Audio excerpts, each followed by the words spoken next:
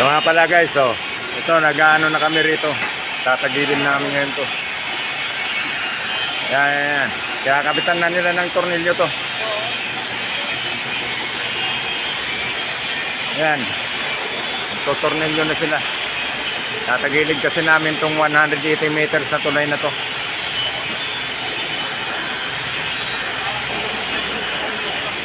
Yan. Ito mga nag-ano rito, mga taga-erection dito sa loob. Ayusin niya ha, baka bumagsak yan ha.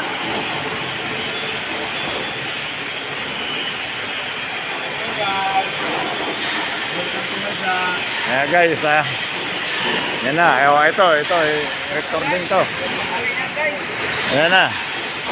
Ayan guys.